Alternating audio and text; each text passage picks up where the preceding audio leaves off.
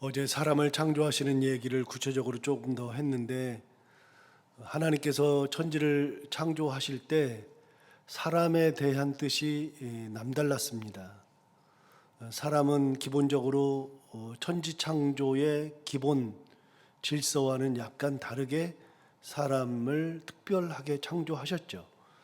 말씀으로 창조하신 것이 아니라 흙을 빚었고 거기에 하나님께서 생기를 불어넣어서 생명을 만들었다고 하는 것은 어제 이미 우리가 같이 나눠봤고요.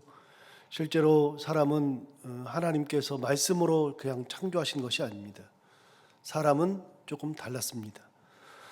사람이 조금 다르게 창조된 거는 이제 생령을 만들었다. 그래서 흙과 생기를 붙여 놓았다. 이것에만 있는 게 아니고요. 사람을 특별히 대접한 것이 창세기 1장 2장에 계속해서 나옵니다. 어제 본 것처럼 하나님이 창조하실 때 사람을 조금 다르게 창조하신 것들이 나오는데요. 천지 만물을 창조했을 때 그 이름을 어떻게 붙였을까? 만들어 놓은 그 이름을 지어줘야 되잖아요. 이름을 지어주는 장면이 성경에 나오는데 1장 5절 한번 가볼까요?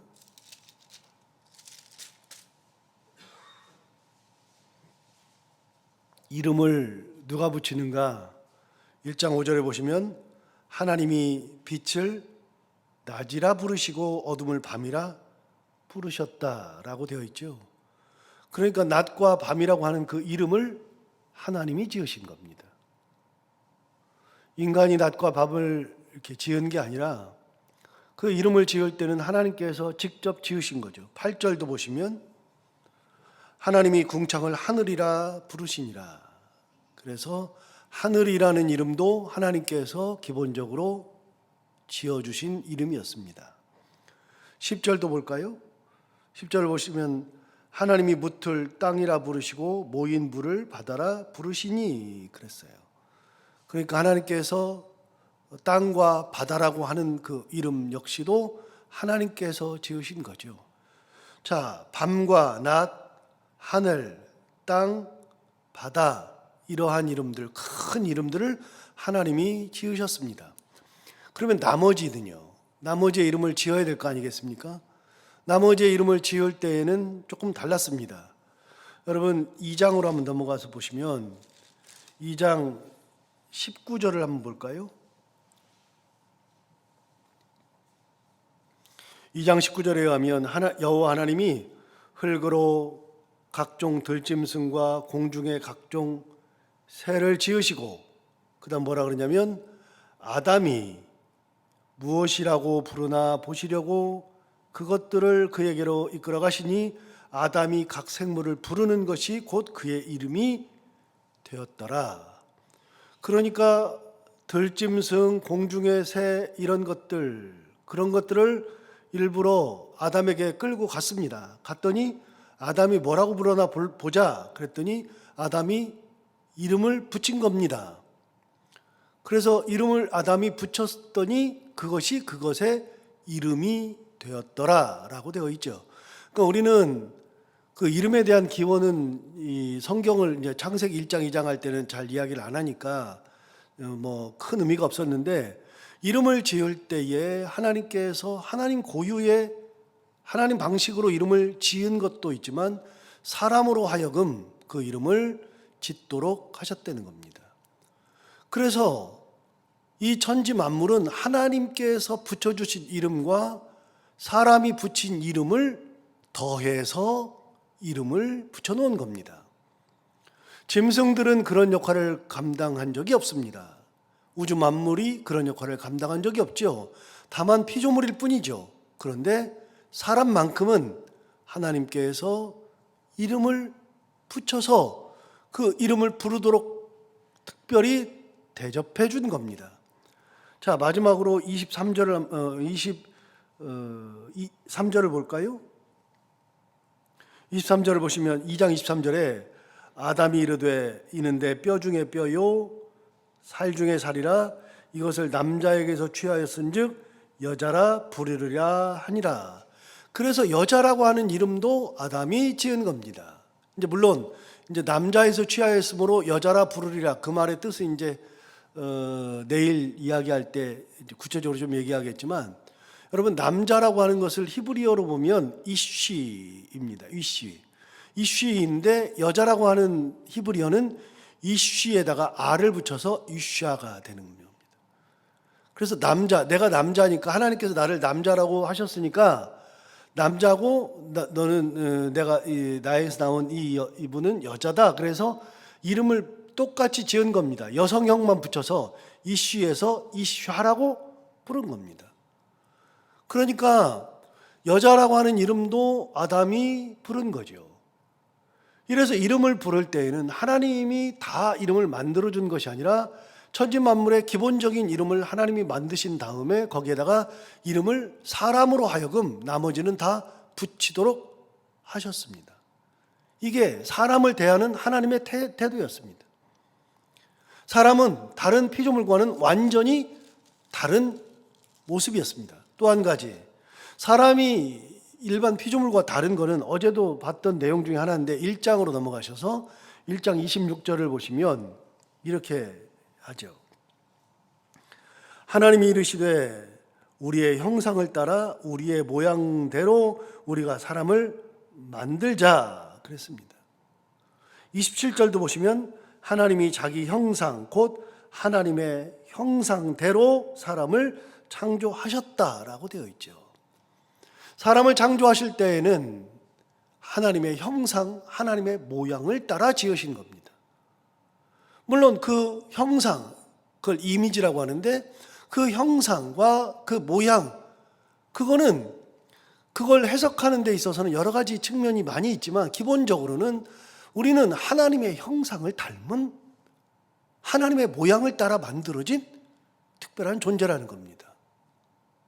일반 동물들이나 식물들은 하나님의 형상과는 아무런 상관이 없어요. 사람만 그렇게 창조하신 겁니다. 그러니까 사람은 모든 것과는 완전히 구분되는 존재였습니다. 자, 지금까지 세 개가 나왔잖아요. 첫 번째는 흙을 빚었고 거기에다가 생기를 불어넣어 생명을 만들었다. 흙으로 빚은 거는 또 나옵니다. 사람만 흙으로 빚은 것이 아닙니다. 아까 읽었던 2장 19절 한번 가서 보실까요? 2장 19절 보시면 2장 19절에 여호와 하나님이 흙으로 각종 들짐승과 공중의 각종 새를 지으셨다라고 되어 있어요. 여러분, 사람만 흙으로 빚은 게 아닙니다. 들짐승, 새 이런 동물들을 하나님이 흙으로 빚었습니다. 그러니까 우리는 사람만 흙으로 빚은 것으로 알고 있는데 성경을 잘 보면 사람만 흙으로 빚은 것은 결코 아닙니다. 동물도 흙으로 빚었습니다. 그러나 동물에게는 하나님께서 생기를 불어넣지 않으셨죠. 동물을 생명으로 만든 것은 아니었습니다. 동물도 다른 것에 비해서는 약간 특별한 존재였지만 그럼에도 불구하고 동물은 생기를 받지 않았습니다. 사람만 흙으로 빚고 그리고 하나님께서 직접 생기를 불어넣으시고 그래서 생명을 만들어 주셨죠. 또 사람은 아담으로 하여금 이름을 짓게 만들었습니다. 모든 것에 이름을 지었죠. 여러분, 이름을 짓는다고 하는 것은 굉장히 중요한 의미를 갖고 있는데요. 여러분, 자녀를 낳으면 누가 이름 지어요? 부모가 짓거나 할아버지 할머니가 짓거나 너무 귀하다고 생각하면 장명소에 가서 이름을 짓죠. 여러분, 내가 애를 낳았는데 내 자녀인데, 내가 가장 사랑하는 내 자녀인데 그 내 자녀를 다른 사람이 길거리 지나가는 사람한테 애 이름 뭐라 그럴까요? 그래서 길거리 지나가는 사람들한테 애 이름을 짓지 않죠. 지나가던 사람이 내가 이름 지어줄까요? 그러면 이름을 지어줍니까? 아니죠. 여러분, 이름은 부모만 지을 수 있는, 가장 사랑하는 사람들만 이름을 짓는 겁니다. 결국은 여러분의 자녀들의 이름은 거의 여러분들이 다 짓거나 아니면 여러분들이 정말 사랑하는 어떤 분들이 지어준 이름입니다. 아무나 그 이름을 짓게 못하는 겁니다. 하나님께서 그 피조물을 만드시고 피조물에다가 이름을 붙여주신 것은 굉장히 중요한 의미를 가지고 있죠. 그래서 그래서 아담이 그 이름을 붙여줬다고 하는 것도 중요한 의미를 가지고 있고, 그 사람은 태어날 때부터, 만들어질 때부터 하나님의 형상을 따라 하나님의 모양으로 그대로 지었습니다. 또 한 가지, 1장 26절을 다시 한번 보시면 이렇게 말합니다. 하나님이 이르시되 우리의 형상을 따라 우리의 모양대로 우리가 사람을 만들고, 그 다음에 어떻게 했냐면 그들로 바다의 물고기와 하늘의 새와 가축과 온 땅과 땅에 기는 모든 것을 다스리게 하자. 인간은 만들어진 다음부터 하나님께서 만들어주신 피조물을 다스릴 수 있도록 특별히 사명을 주셨습니다. 아무나 이것들을 다스릴 수 있는 것이 아닙니다. 사람이 다스릴 수 있는 것을 구체적으로 말했는데요. 바다의 물고기, 하늘의 새, 가축, 온 땅과 땅에 기는 모든 것, 그것을 다스리게 하자. 28절도 보시면 이렇게 말했습니다. 하나님이 그들에게 복을 주시며 하나님이 그들에게 이르시되 생육하고 번성하여 땅에 충만하라. 땅을 정복하라. 바다의 물고기와 하늘의 새와 땅에 움직이는 모든 생물을 다스리라 하시니라. 하나님께서는 인간으로 하여금 이 피조물 세계를 다스리게 하셨습니다. 이 얼마나 웃기는 거냐면요. 여러분, 모든 창조물은 다 피조물이죠. 피조물이잖아요. 하나님께서 만들어 놓은 다 피조물이죠. 그럼 인간은요? 인간은 창조자가 아닙니다. 인간도 똑같이 피조물입니다. 같은 피조물인데, 같은 피조물에도 불구하고 인간은 특별히 피조물임에도 불구하고 피조물을 다스리게 하셨습니다. 이게 인간이죠. 그래서 완전히 구분된 존재로 하나님께서 계획하고 만드신 것이 인간이었다는 겁니다.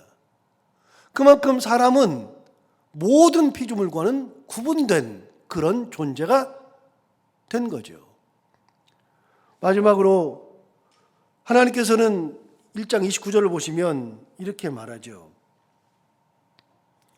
하나님이 이르시되 내가 온 지면에 씨 맺는 모든 채소와 씨 가진 열매 맺는 모든 나무를 너희에게 주노니 너희의 먹을거리가 되리라.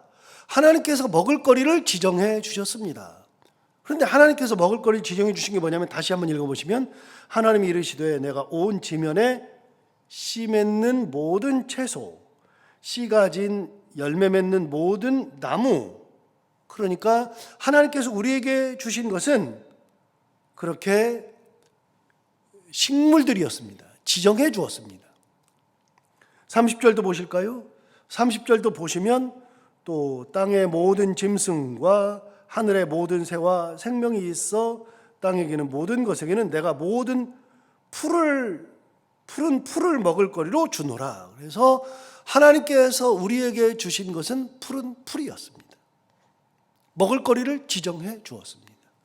왜 먹을 거리를 지정해 줘요? 여러분, 요즘에 이제 옛날에는 그러지 않았는데 요즘은 이제 완전히 개념이 많이 달라졌는데요. 정말 개념이 완전히 달라진 것 중에 하나는요. 옛날 우리 어렸을 때는, 여러분 똑같죠? 우리 어렸을 때는 찌개 끓여놓고 어떻게 했어요? 숟가락으로 그냥 다 집어넣고서 식구들이 같이 그냥 숟가락 집어넣고서 퍼먹었잖아요. 요즘에 그렇게 퍼먹는 집이 어디가 있어요? 다 앞접시 사용해서 다 먹죠. 처음에는 그게 잘 안 됐어요. 개념이 많이 달라졌죠. 진짜 개념이 많이 달랐죠. 옛날에는 우리 할머니들이 아이들한테 입에서 씹어서 그걸 뱉어서 그걸 줬습니다. 저도 그렇게 자랐고요. 그리고 그게 뭐 당연한 거라고 생각했는데 요즘 씹어서 줬다는 아마 난리 날걸요. 저도 가끔 씹어주고 싶은데 그랬다가 큰일 나니까 그러지 못해요. 절대로 안 돼요. 또 개념이 달라진 것 중에 하나는, 옛날에는 뭐 아이들한테 줄 때 뭐 대충 줬는데 요즘은 이유식을 아주 정성껏 만듭니다. 이유식을 사서 주는 경우도 많고요. 이유식을 온갖 영양소를 가져다가 잘 해가지고 줍니다. 여러분, 아이들에게는요 굉장히 정성을 다하죠. 그런데 우리 아이들에게 엄마들이 많이 하는 것 중에, 이제 물론 안 그런 부분도 가끔 있지만, 엄마도 있지만, 엄마들이 아이들에게 가장 많이 하는 것 중에 하나는요, 라면을 안 먹이려고 그럽니다. 라면 잘 안 먹이려고 그래요. 그 인스턴트 식품 안 좋다고 안 먹이려고 그럽니다. 그 아이들 건강에 안 좋다고. 왜 그래요? 진짜로 귀한 것만 먹이고 좋은 걸 먹여서 아이가 잘 자라게 하려고. 그런데 옆집 아이에게 그런 짓 안 합니다. 그래서 아이가 아무리 라면 먹고 싶다 그래도 안 주는 경우가 많습니다. 또요, 남편에게도 그런 걸 안 주는 아내들도 있습니다. 그렇죠. 왜 자꾸 나쁜 걸 먹으려고 그러냐고. 여러분, 먹을 거를 간섭하는 거는 사랑하는 사람들만 하는 겁니다.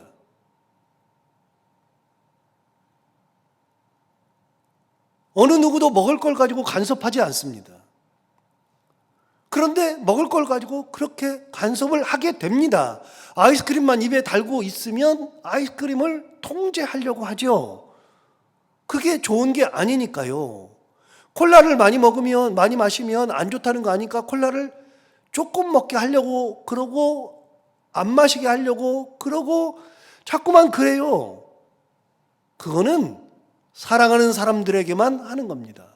그래서 우리 아이들이 당근 같은 거 이런 걸 안 먹으니까 잘게 쪼아가지고 그걸 가지고 막 이 죽을 쓰거나 이렇게 해가지고서 아이들이 눈치채지 못하게 넣어주는 엄마들, 피자에다가 아주 짧게 해가지고서 파 같은 거 넣어주는 부모들 많아요. 왜 그래요? 그게 좋으니까. 통제하죠. 여러분, 하나님께서 인간에게 주신 최초의 음식은 풀이었습니다. 동물은 하나님께서 먹지 못하게 하셨습니다. 왜요? 인간은 완벽한 상태여서 그 당시에는 풀만 먹어도 되고 풀만 먹어야 하는 존재였으니까요. 그런데 인간이 타락한 이후에, 물론 이제 타락하고 그 이후에도 항상 지속되었지만 노아의 방주 이후에, 노아 방주 사건 이후에 그때부터 하나님께서 동물도 먹을거리로 주셨습니다. 그때는 먹어야 되는 시대이니까요. 하나님께서는 인간에게 특별히 먹을 것 중에서도 식물을 먹도록 통제하셨죠. 이게 창조 질서에 나오는 하나님의 인간에 대한 뜻이었습니다. 한 5가지 정도 나오죠. 지금 말씀드린 것처럼 5가지 정도가 나오는데 인간에게는 그렇게 특별한 하나님의 계획이 있었다는 겁니다. 그리고 마지막, 그 인간에게 살 자리를 따로 마련해 주셨는데 그게 어디냐면 에덴 동산입니다. 하나님은 인간에 대한 뜻이 대단합니다. 특별히 구별하고 또 구별했죠. 그래서 에덴 동산은 동물들을 위한 공간이 아니었습니다. 식물들을 위한 공간도 아니었습니다. 에덴 동산은 특별히 사람을 위해서 고안된, 사람만을 위한 하나님의 특별한 공간이었죠. 자, 이번 주일 설교하면서 우리는 성막에 대해서 같이 나눠봤는데, 여러분, 성막이라고 하는 것은 애굽에서 종살이 할 때는 없었잖아요. 그런데 출애굽할 때부터 하나님께서 성막을 만들라고 하셨죠. 성막을 만들라고 했을 때 인간은 이걸 왜 만들어야 돼? 도대체 이걸 만들어서 뭐 하려고? 라고 하는 생각을 했겠죠. 개념이 없으니까요. 만들어야 될 이유를 모르니까요. 그런데 만들어 놓고 보니까 출애굽할 때 그때부터 성막이 이스라엘 백성들 모든 생활의 한 중심으로 들어와서 모든 사람들이 성막을 바라보고 살고 성막에서 제사하고 살고 성막에서 하나님을 만나고 살고, 지나놓고 보니까 하나님께서 이래서 성막을 만들라고 하셨구나 알게 되었는데, 똑같이 에덴 동산이라고 하는 것을 창조하실 때 왜 만들어야 될까? 왜 이게 에덴 동산이 왜 필요해? 그거는 하나부터 열까지, 처음부터 끝까지 사람만을 위한 하나님의 작품이었습니다. 귀한 거죠. 사람은 그렇게 6가지로 구분됩니다. 자, 에덴 동산을 만들었는데 그 에덴 동산을 만드는 이야기가 오늘 본문에 나오잖아요. 2장 8절을 보시면 여호와 하나님이 동방의 에덴에 동산을 창설하시고 그 지으신 사람을 거기 두시니라. 하나님께서는 그 사람을 특별히 에덴의 동산을 창설하신 다음에 거기다가 두신 겁니다. 그래서 사람이 거기에 들어가서 살게 되는 거죠. 내가 에덴 동산을 찾아서 들어가야지 아니고 에덴 동산을 만드신 다음에 하나님께서 거기에다가 두신 거죠. 여기가 가장 좋은 곳이니까. 9절을 보시면 여호와 하나님이 그 땅에서 보기에 아름답고 먹기에 좋은 나무가 나게 하시니. 여러분, 아까 인간에게 주신 음식이 뭐라 그랬어요? 풀이라 그랬어요. 나무라 그랬어요. 그런데 에덴 동산의 9절을 보시면 여호와 하나님이 그 땅에서 보기에 아름답고 먹기에 좋은 나무가 나게 하셨다. 사람이 살 수 있는, 먹을 수 있는 거를 거기에 보기도 좋고 먹기도 좋은 그런 것들을 거기다가 두셨습니다. 근데 여기 에덴 동산에는요, 특별히 짐승에 대한 얘기가 나오지 않아요. 뱀 외에는 짐승에 대한 이야기가 나오질 않습니다. 왜요? 사람들의 먹어야 되는 먹거리가 중요하니까요. 그래서 하나님께서 먹거리를 주시려고 이렇게 좋은, 보기에 아름답고 먹기에 좋은 나무를 만들어 놓으셨죠. 에덴 동산은 특별한 하나님께서 인간을 향해 만드신 하나님의 특별한 계획이 들어있는 그런 귀한 동산이었던 거죠. 자, 9절 다시 보시면 여호와 하나님이 그 땅에서 보기에 아름답고 먹기에 좋은 나무가 나게 하셨다. 여러분, 아름답고 좋다. 이 좋다라고 하는 것은 어디에 나왔냐면 1장에 계속 나왔습니다. 하나님 보시기에 좋았더라. 좋았더라. 그리고 심히 좋았더라. 그런데 에덴 동산에서도 먹기에 좋은 나무. 좋다라고 하는 단어는 히브리어에 나오는데 히브리어에서의 좋다라고 하는 단어는 토브입니다. 토브라고 하는 단어는 저 신학교 다닐 때 교수님한테 배울 때 계속 강조되어서 그 뜻을 들었는데, 토브라고 하는 그 단어는, 좋다라고 하는 거는 흠을 잡을 수 없는 상태.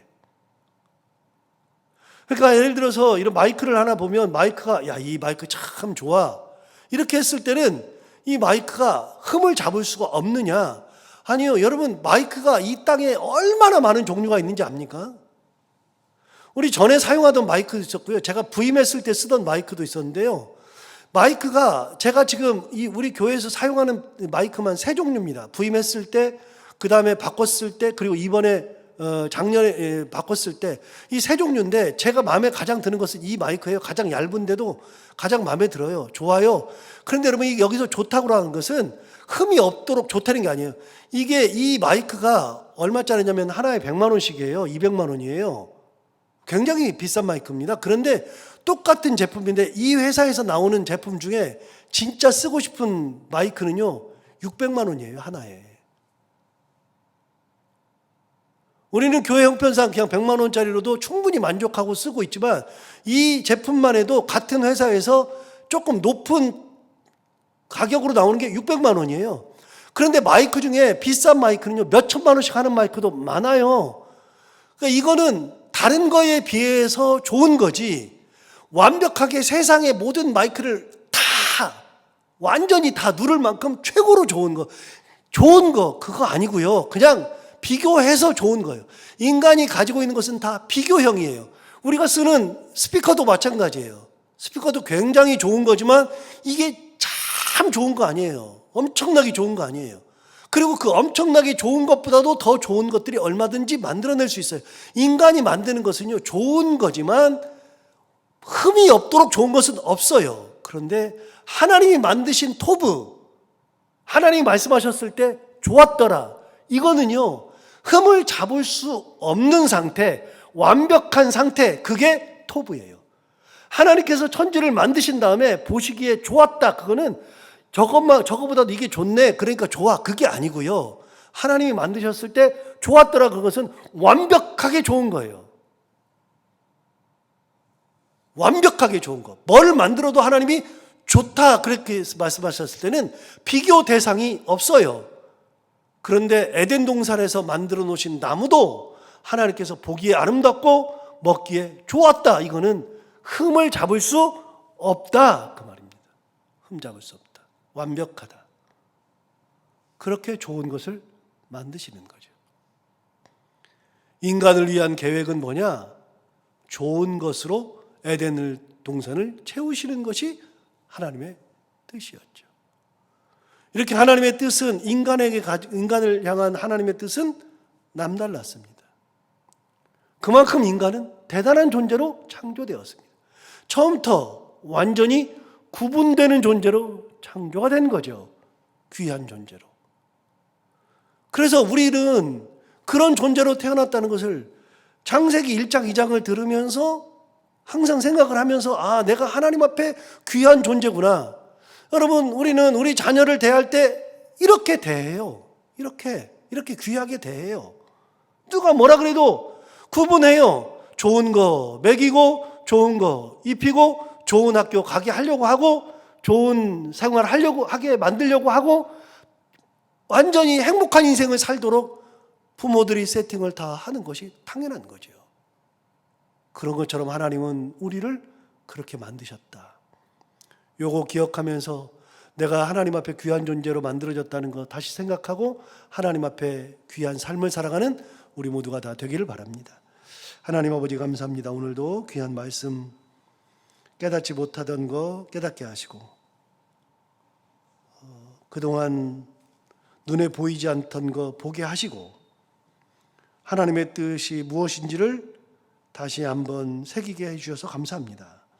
하나님 아버지, 이 하나님의 뜻을 잊지 않게 하여 주옵시고 그걸 통하여서 하나님의 은혜를 생각하며 감사하며 살아갈 수 있는 저희들, 하나님 앞에 가장 귀한 것을 돌려드릴 수 있는 저희들의 삶이 되게 하여 주옵소서.